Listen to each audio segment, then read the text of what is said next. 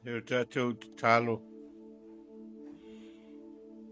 Ia mālie upo alo ngutu ma mafaufaunga o Manatu Lotu. I lau whawhawhonga lo Manatu Atua o lo Manatu papa ma lena te tongi ola ina I Manatu. Ameni. O fia whanga ina se vaenga ole. O le whai upo e tolu sifurma le valu. Ma le whai upo e tolu sifurma le iwa. O le tusia ngā luenga I lon tāupu e lima le esa tātou whaita wina. A wā a whai ua tupu mai tagata lena Sauniga ma lena Galuega e faaumatia ia. Ai a whai ua tupu mai le Atua. Tau te le mafai ona faaumatia. Ina nei iloa ua outou whai taua I le Atua lava. A wā whai ua tupu mai tagata lena Sauniga ma lena Galuega e faaumatia ia. Ai a whai ua tupu mai le Atua tau te le mafai ona faaumatia.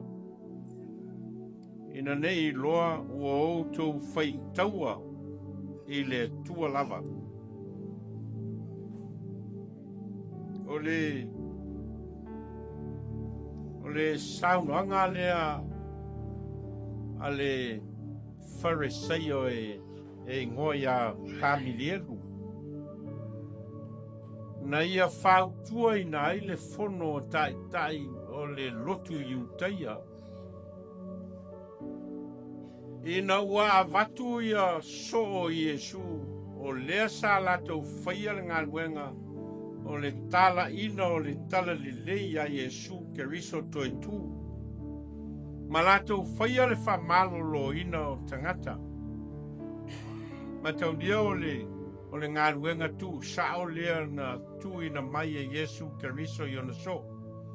Ia outou o atu e whainu malava maso ma baptiso atu ia I latou le sua faltama ma le alo ma le angango pa ia. Ma ia outou ao atu fo ia I latou bea uma o whai atu ai. Ia te outou, o te ia te outou fo I aso malava. Patu nunga tu sao lea. A Iesu toe tu I ona so. Ma o lea lao a whaile Galuega. O le whamoe leo le tusi leo Galuega o le whamatala ina mai ai tātou. O le Galuega lea tālai a lea uso. Lea ea lai o na taua le tusi leo le tusi o Galuega leo apostolo. E whamatala mai ai tātou. Le ngaso longa o le Galuega lea o le tala ina o le tala lelei ia Iesu keriso toe tu. E lalo la veai ma le tusi le tātou whaitau ina. I le mea na tupu I Jerusalema. O linga mai o tātou o tangata soifua o stasi o vaenga tāua na tuina mai e le Atua iai tātou te whaia. Na mafua ai o na fuai mai e le Atua le mafaufau ola. Au mai ai le loto ma le anganga I tagata. Ina ia mafai ai o na whaia le tagata ni whaiunga, ma ni filifilinga, ma ni whamasinonga le lei, ina ia atangia mai ai le Atua I mea te whaia. Mai leila wa seisi o tātou a mea e leo whamanuia ina e le Atua. I le whamanuianga lea o le whainga o filifilinga, o le whainga o whaiunga, o le whainga o whamasinonga. Po se filifilinga, po se whamasinonga, po se whaiunga, o lo e whaia mo oelau. Po se filifilinga foi, po se whaiunga, po se whamasinonga, o lo e whaia mo se istangata. tofu uma tātou mamano o tuina mai le Atua. Tātou te whai ai, le ngā ruenga lea, o le whainga o whamasinonga, mafai unga, mawhilwhilinga. E lea lai o na tāua le, au ina le leo tātou. Au ina tātou I le ata mai lau tele, au ina tātou I le loto ma le nganga. Whātamau ainga ina I tātou I le nganga o le Atua, a wau I nai nofo ai, le ama noe whai ai le tangata, whai unga le, whai unga sao, whai unga talawhea ngai, I mea I tu tupu e le ngata mohia lava, ai whe pena fo I isi tangata. O lau whai unga I le ai lo ainga, o lau whai unga e leanga I foi lo ainga. O lau whai unga I le ai lau whanau, o lau whai unga foi e ta ape ai lau whanau.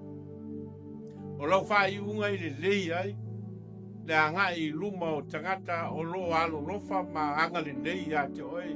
O lau whai unga foi e whale tonu ai tangata o lo whamoe moe I a te oe. Ma whalango lango I a te oe lo rato anga I luma. Tā ua la le Manatu Autu o le aso, mai le Manatu Autu o le aso, a ua le vavevave whamasinonga. Do not rush to judgment. Olo mai le Manatu Autu le anganga le tofu uma tātou ma manoa te whai ai se whamasinonga. O se whamasinonga e whai mo oe lava ia, ma mea te whaia. Po se whamasinonga ua e whaia mōri le leio, nisangata, e tofu uma tātou, ma le awanoa leo au mai e le Atua, o le awanoa e whaia ia whamasinonga. Ma le mōri maua le poto o Solomona. A o le poto I lo roto, ma maalia ia te oe le ata mai.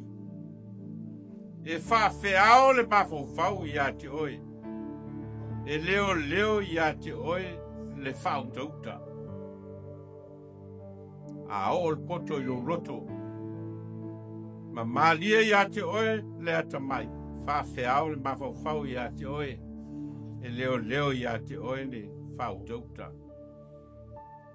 E sili ona le lei o le ua ngese I le ita, I le ua malos. E sili foi le ua pule I lona loto, I lena te a ere a ai. O whautuanga ia le poto o Solomona e whamatala mai ai ai tātou le taua o le mafau.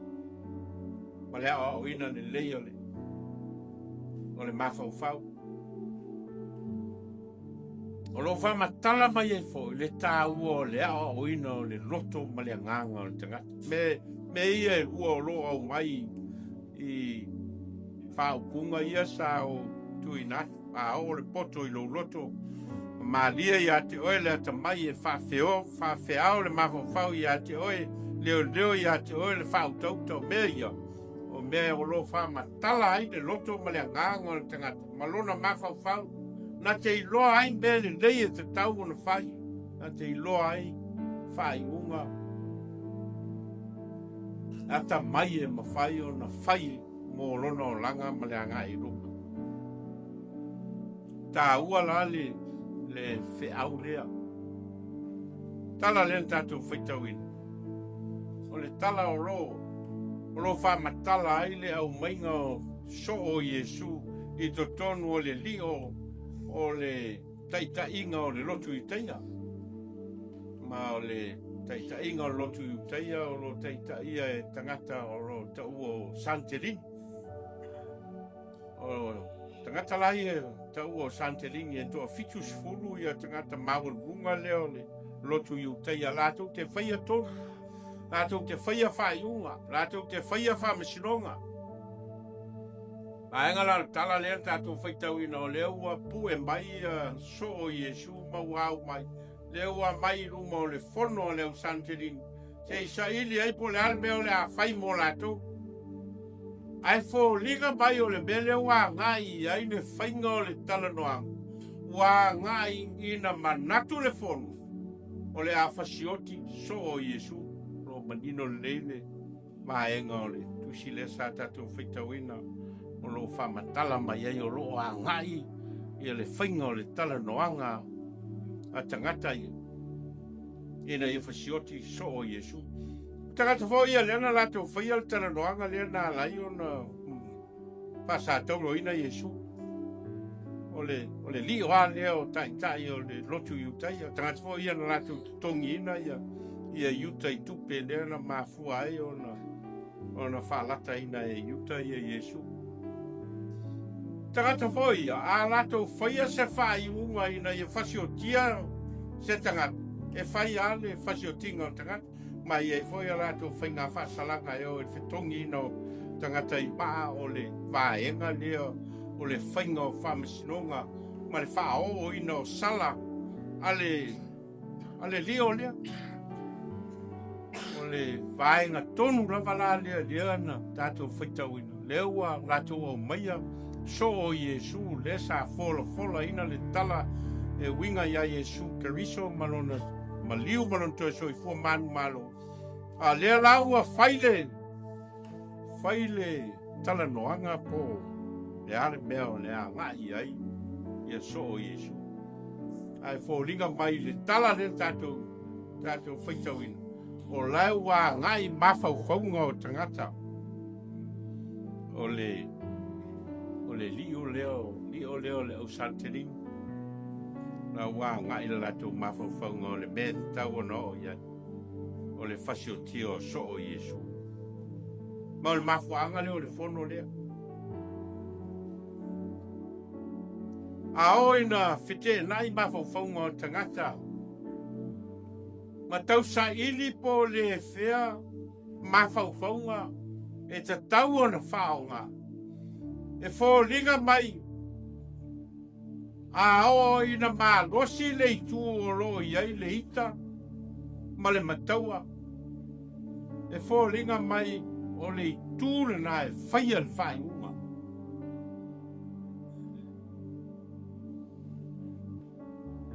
Lua vai aso po, tolu vai aso taluai na tupu ai se mei tono Amerika a tono to tele o tātou o sa mai moa i tala lea i le tamatala vou lea i ngoi a Charlie Kirk.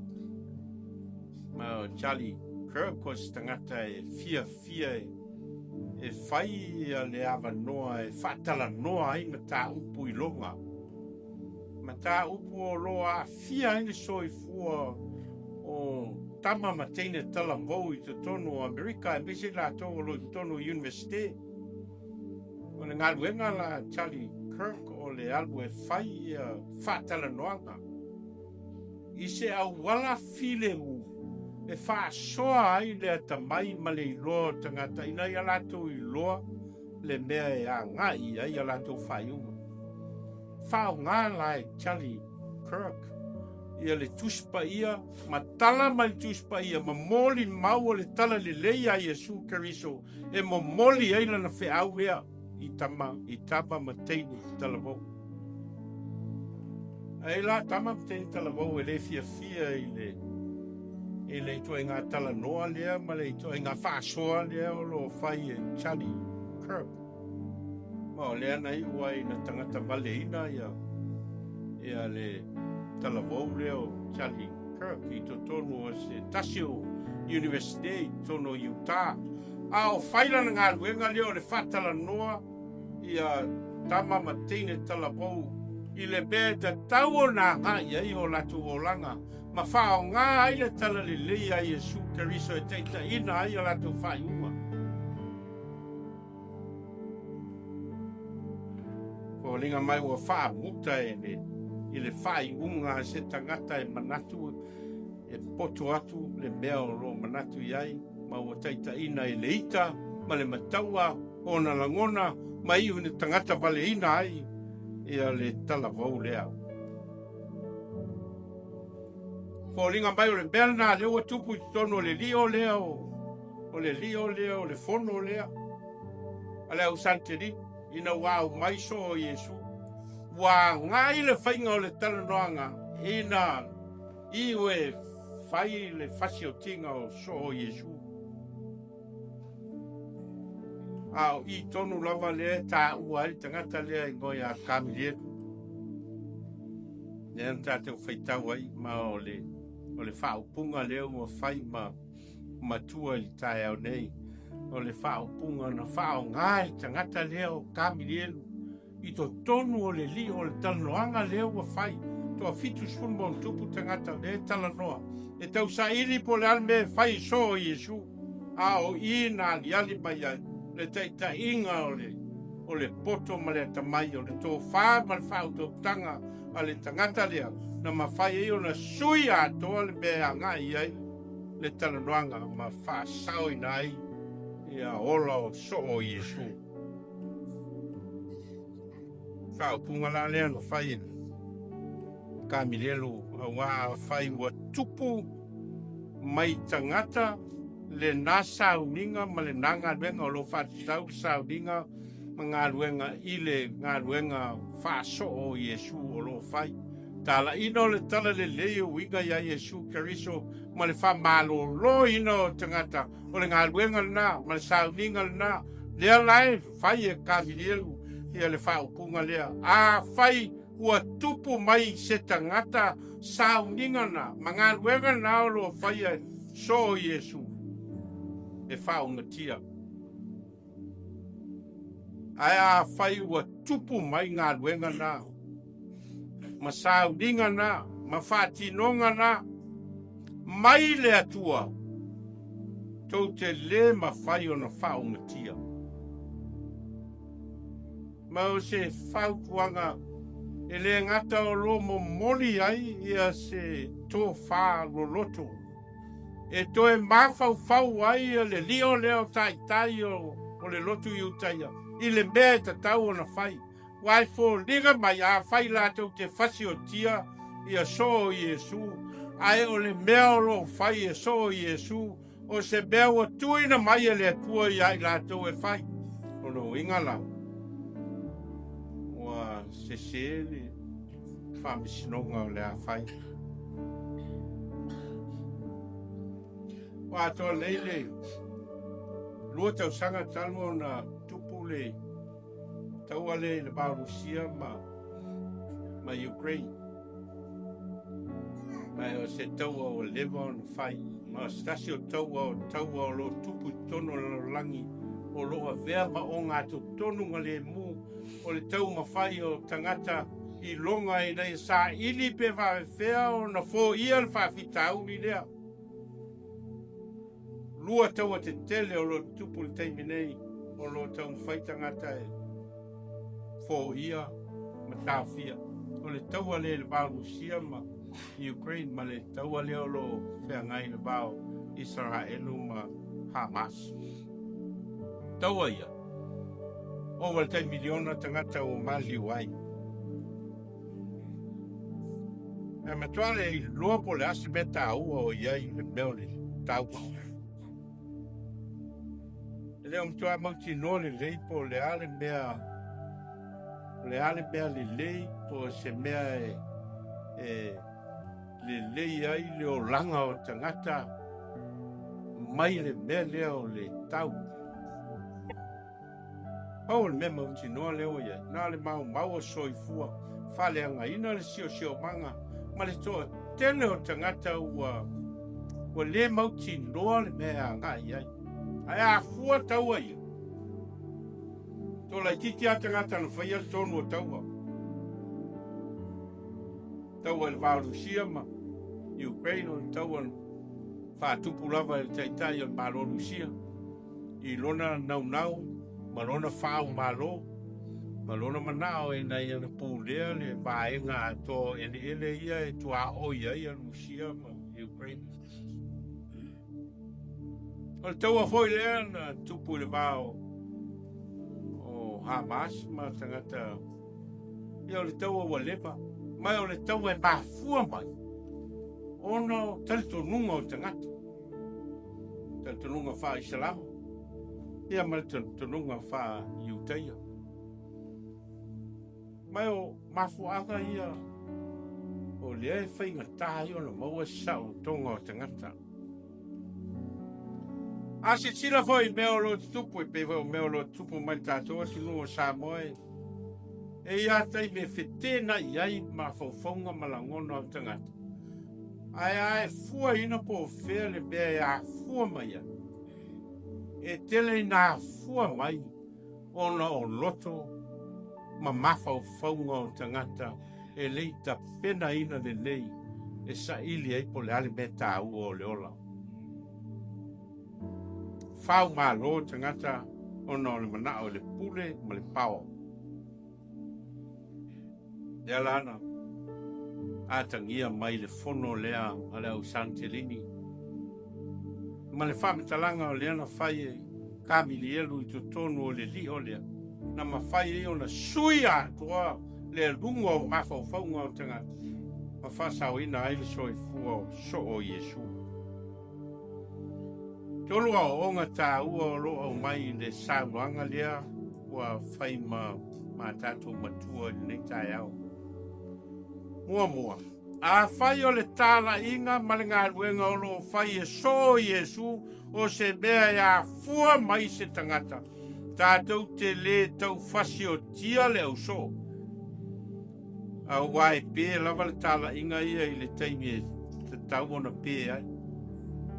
Mawhawhonga mua leo kāminia. Lan me tau te popole ai fua tātou te tau whaia. E se whai unga ina e whasi o tia ai so o Yesu. A whai ai le moni a la lātou tāla inga. Nei las me tau te pole ai. A o al taimi e pē ai tāla inga ai. Fua pē ai. O le mau ina fua le anu taimi e whasi o tia ai tanga. Mai o se whi naunga o mawhai ai ona. Se mai le tala noanga, mai le tūlanga o langona, emotions, feelings o tangata. A ua sa ili ai le mea tau o le intelligence o tangata e whai ai whaiu. E se mea lai o tau whasi o tia fua so o Yesu. A o aina pē an tala inga ia. E le se mea lai o tato pole fua. A onga luna rua. A whai o le tāla inga ma le Galuega o lo whai e so o Yesu o se mea mai le Atua. Po le alawa le mea tātou te tau mafai e whai ai. Pē tātou te tau mafai foi e tapē le tāla inga. Pē whasi o tia foi tangata o lo whai le tāla inga. E tupu lava masosolo ona e mai le Atua. Mawhawhaunga i elu. Leo wa sui Atua ai e le lunga le tanoanga. O le tō whāman whāu o tangata e mawhai ona momoli ai e se mawhawhaunga e sui ai le lunga o langona ma manatu o tangata. Ina ia whataua le ola. Ia whataua le soifu o tangata. Le awhaina le whiau. Aia whasau soifu o tangata ia. Ao aina ola le e ala lau na ola ono le Atua. Ai ao foi na pē. E pē a lau o sau le ola o tangata. Ao onga lon tō. I le mwhai on tātou whasanga tau i le Atua. A whai on tāla inga o le tala le lei a Yesu kariso. Lea ua whai e so o Yesu. O se mea mai le Atua. Le mwhai la on tātou whasanga tau i ai. Le lau tātou loa le sa. Au wao le fono lea na whai i Jerusalema. I le fto atau a mata o na alu tala le lei. A le ala eo mai ai le teimine, o le ai au. I le mwhai ta a fia stasi. O le alaba le tele o atunu o lo lato tau ma whai e ta a fia. Le a onga wha kerisiano ina ia o le finangano le Atua i tangata. E le mafai. E alu lava le tala inga o le alofa tū noa o le Atua i tangata. E o foi a tātou. Po alama whai unga tātou te whai pē talia, pē le talia. Pe fia ia tagata pe de fia ia tagata I tala inga o le tala le ia Iesu Keriso ma le alofa tu no o le atua e le tau fia ai le alo le tala le I lo le ai po lo te ena e alua ai sia nanga I le se mena mai tagata o le mena mai le atua o le alofa tu no le atua na ia faia o faile fono tai o le lotu I uteia I nei fasiotia Iesu. Ma o lo tatou loa tala o le whainga o le tonu lea, le taua nisi o tangata o le mea o le plot. Ia po se tonu foi lea sa taupule pule tangata I nei fasiotia Iesu. Le laila vea I taupulenga lea le fo ina o tupe lea na fo ai ia yuta se karana te whaalata I nai Iesu. Le foi na mafua ai o na o momoli ia Iesu I luma o Pilato. Ina ia oa nei a vea ia le maliu o se tangata o se mea e whai e lato o ia whai e nis tangata. E tau e tato dirty politics. Mea o mai, lai tu tupu mai tono le tala lea e winga I le maliu o Iesu. Ana matalo na whaile tonu ale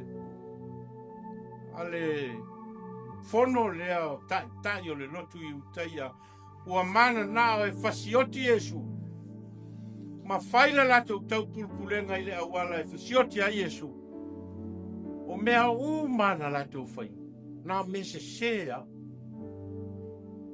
nei ma se mea saon to e whai e le tau pulpulenga lea, ma le fono lea.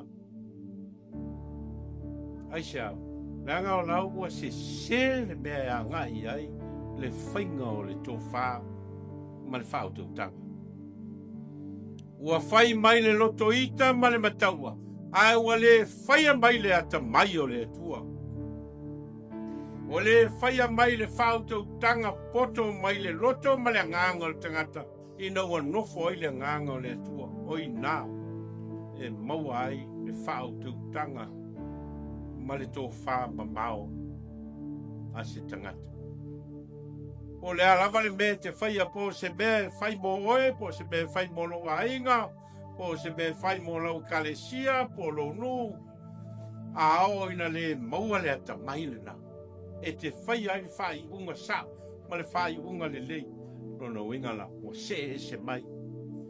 Mai le me mau ai whai unga le lei o le nganga o le atua. Wapo le ala wale se. A o le afo le maua lalo o le mena o iai. Le whainga o tonu o tai o le lotu I uteia ina ia fasiotia le alo o le atua. E lei suia ai. Le fina ngalo o le atua ina ia whai se whao le tanga mo le tangata ang salo. E rei suia.